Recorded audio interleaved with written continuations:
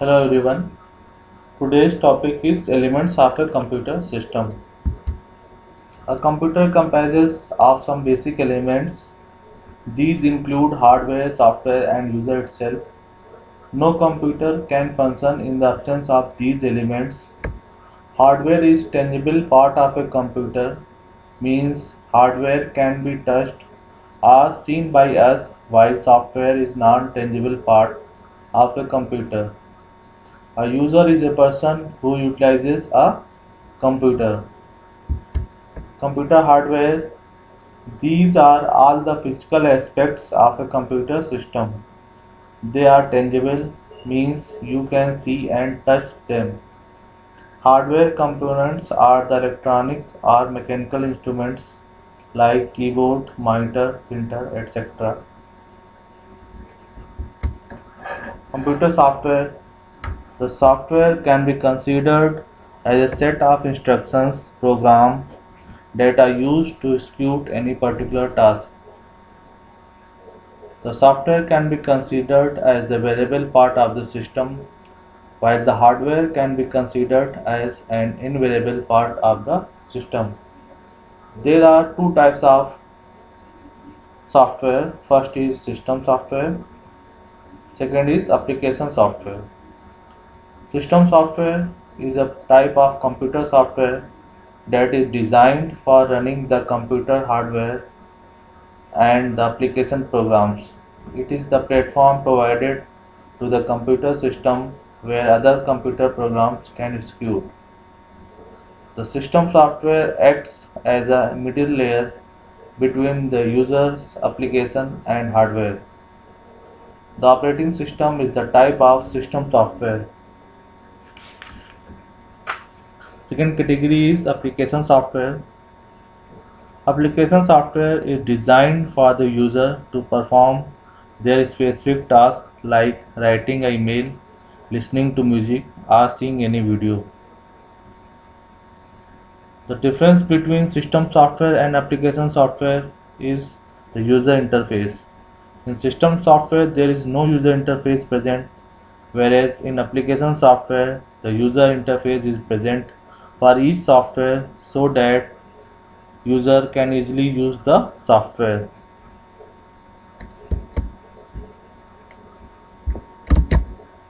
Different types of hardware components are as follows. First, input device, second, output device, third, CPU or central processing unit, fourth, communication device, fifth, main memory or primary memory, and sixth is secondary memory. Input devices. Input devices are used to enter data and instruction into computer.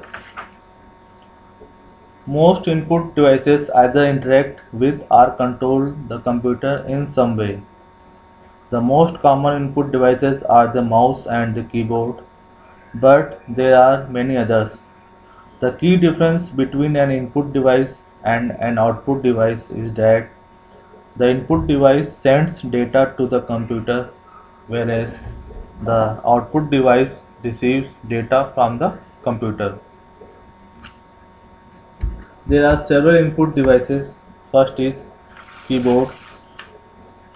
Keyboard is the most common and very popular input device which helps to input data to the computer. The layout of the keyboard is like traditional typewriter, although there are some additional keys provided for performing additional functions. There are five types of key in keyboard: typing key, numeric keypad, function keys, control keys, special purpose keys. Second input device is mouse. Mouse is the most popular pointing device. It is a very famous cursor control device having a small palm-sized box with a round ball at its base, which senses the movement of the mouse and sends corresponding signals to the CPU when the mouse buttons are pressed. Generally, it has two buttons called the left and the right button, and a wheel is presented between the buttons. A mouse can be used to control the position of the cursor on the screen. but it cannot be used to enter text into the computer. Joystick Joystick is also a pointing device which is used to move the cursor position on a monitor screen. Then mic is also used as a input device. It is used to input sound that is then stored in a digital form. Barcode reader. Barcode reader is a device used for reading barcoded data in the form of light and dark lines. Barcoded data is generally used in labeling goods, numbering the books, etc. It may be a handheld scanner or may be embedded in a stationary scanner. Barcode reader scans a barcode image, convert it into an alphanumeric value, which is then fed to the computer that the barcode reader is connected to. Next input device is light pen or simply pen. Light pen is a pointing device similar to pen. It is used to select a displayed menu item or draw pictures on the monitor screen. Then touchpad. Touchpad, or also known as trackpad, is the substitute of a computer mouse. It is essentially a special surface that can detect the movement of a user's fingers and use that information to direct a pointer and control a computer. Type touchpads or trackpad were first introduced for laptops in the 90s, and it is now rare to find a laptop without one. Output devices. An output device is a piece of computer hardware that receives data from a computer and then translates that data into another form. That form may be audio, visual, textual, or hard copy, such as printed document. Following are few of the important output devices which are used in a computer. First is monitor. Monitor, commonly called as video or visual display units, are the main output device of a computer. It forms images from tiny dots called pixels that are arranged in rectangular form. The sharpness of the image depends upon the number of pixels. There are two kinds of monitor. First is CRT, second is flat panel display. Second output device is printer. The function of a printer is to create a copy of whatever is sent from the computer to the printer. Printer take electronic data sent from a computer and generate a hard copy. Next, speaker or headphones. Computer speakers are a hardware device that transform the signal from computer sound card into audio. Speakers create sound using internal amplifier that vibrate at different frequencies according to data from the computer. This produces sound. Next is headset or headphones.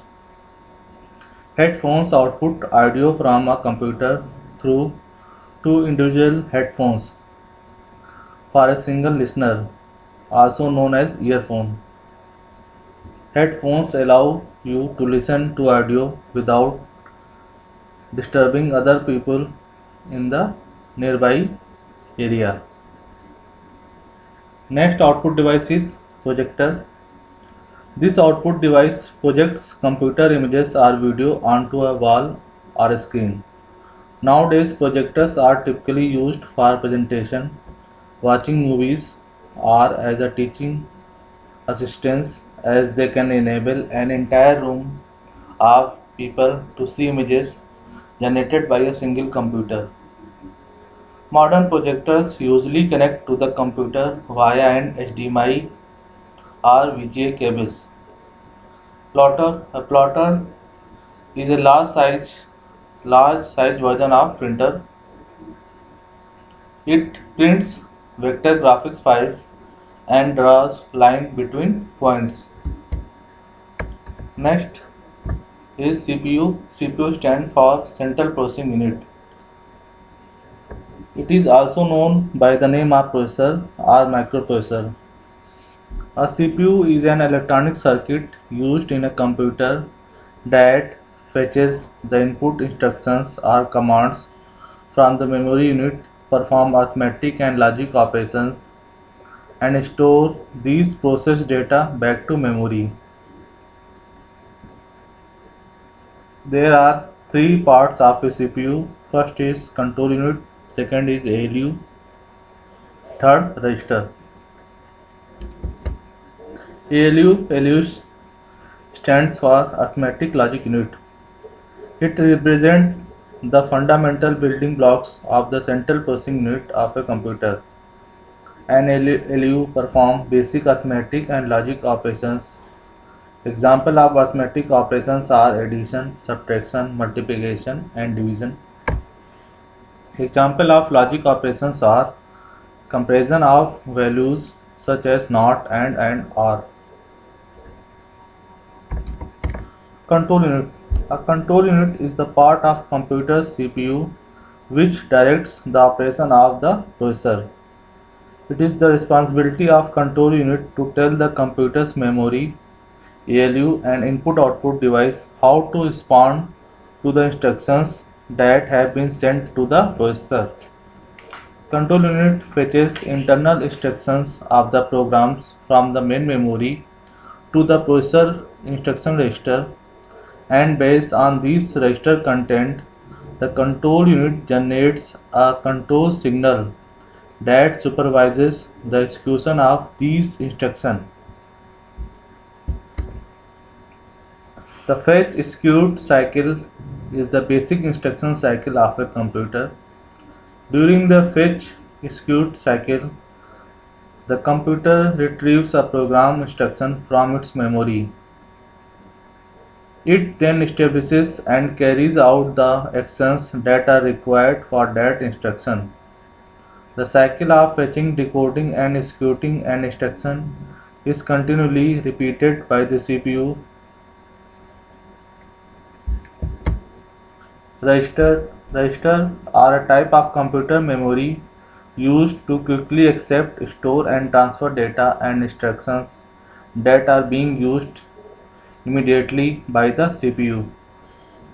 The registers used by the CPU are often termed as processor registers. Next important hardware is primary memory, also known as main memory. The primary memory stores instructions. It is important to understand primary memory generally holds currently executing application or program. You can think of primary memory as the last stop before being actually fetched, decoded, and executed by the CPU. When the programs and data files, also known as software, are not in RAM, they are stored on secondary storage. There are two types of memory, primary memory. First is RAM and second is ROM. RAM stands for random access memory. RAM is essentially a super fast high speed storage that your computer and its application utilize to store and access temporary data. It can be thought of like a computer's short-term memory. It works by storing common data that programs are in constant use of, rather than storing the data on a much slower medium like a hard drive.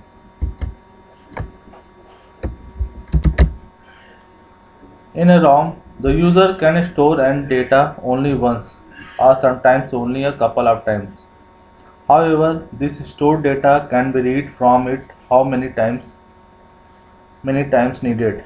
Next, the information stored in ROM will not be erased even the power shuts down. As a result, They are referred to as permanent non-volatile memory devices. One important reason a computer needs ROM is that instructions stored in ROM, called BIOS (Basic Input-Output System), execute on startup of computer and guide the computer what to do. They make the computer ready for work. ROM contains a set of startup instructions to check that memory is functioning well and check for other hardware devices.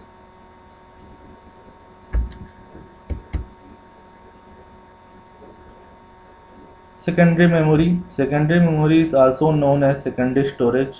The secondary memory is accessed indirectly via input-output operation. These memories also called permanent external persistent memory. It is characterized by its slowness and cheapness relative to the RAM and by its permanent appearance. The CPU does not directly process it. It is its content first copied into RAM and then transferred to the CPU. The secondary memory stores data that can be easily retrieved only by the main memory and used by the processor. It is slower than RAM but larger storage capacities than primary memory. The processed data is generally stored in digital format either on hard disk or floppy disk drives, optical drives or tape drives, which is called secondary memory. Primary storage devices are also known as random access memory. Secondary memory devices are not only convenient for storing backup files but also allow computer users to expand their ability to transfer large amounts of data to another secondary memory devices. Secondary memory devices are non-volatile in nature and data does not disappear when the computer turned off or and on again. Secondary memory is cheaper than primary memory, but it is slower in both reading and writing. Magnetic or hard disks are the most common type of secondary memory. All modern computers usually use at least one internal hard disk drive.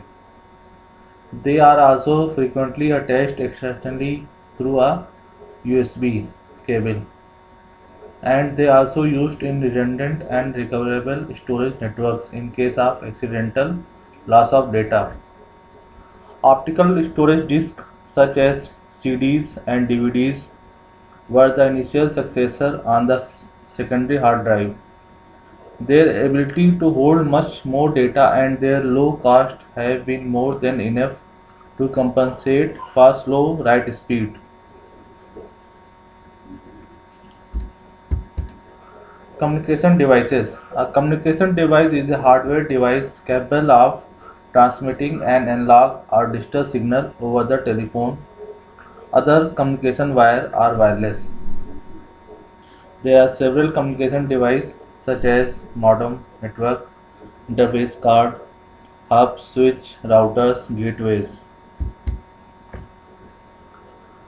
Modem. A classic example of communication device is a computer modem, which converts a computer's digital information to an analog signal for transmission over a telephone line. Similarly, a modem receives analog signals and converts them to digital for processing by the computer. This process is called modulation demodulation, from which the modem gets its name. Second communication device is network interface card or NIC card. It is a hardware component without which a computer cannot be connected over a network. NIC allows communications between computers connected via LAN as well as communication over large-scale network. It is also called network interface controller or network adapter or LAN adapter. NIC allows both wired and wireless communication. Third communication device is repeater. A repeater operates at the physical layer. Its job is to regenerate the signal over the same network before the signal becomes too weak or corrupted, so as to extend the length to which the signal can be transmitted over the same network. An important point to be noted about repeaters is that they do not amplify the signal. When the signal becomes weak, they copy the signal bit by bit and regenerate it at the original strength. It is a two-port device. Next, communication device is hub. A hub is basically a multi-port repeater. A hub connects multiple wires coming from different branches. For example, the connector in star topology, which connects different stations. Hub cannot filter data, so data packets are sent to all the connected devices. Bridge. A bridge operates at data link layer. A bridge is a repeater which adds on the functionality of filtering content by reading the MAC or physical address of source and destination. It is also used for interconnecting two LANs working on the same protocol. It has a single input and single output port, thus making it a two-port device. Next communication device is switch. A switch is a multi-port bridge with a buffer and a design that can boost its efficiency and performance. The switch can perform error checking before forwarding data that makes it very efficient as it does not forward packets that have errors and forward good packets. Next communication device is router. A router is a device like a switch that routes data packet based on their IP addresses. Router is mainly a network layer device. Routers normally connect LANs and WANs together and have a dynamic updating routing table based on which they make decision on routing the data packets. Next communication device is gateway. A gateway, as the name suggests, is a passage to connect two networks together that may work upon different networking models. They basically work as a messenger agents that take data from one system, interpret it, and transfer it to another system. Gateways are also called protocol converters and can operate at any network layer. Gateways are generally more complex than switch or router. Last communication device is router. It is also known as bridging router. It is a device which combines features of both bridge and router. It can work either at data link layer or at network layer. Working as router, it is capable of routing packets across network, and working as bridge, it is capable of filtering local area network traffic. Thanks.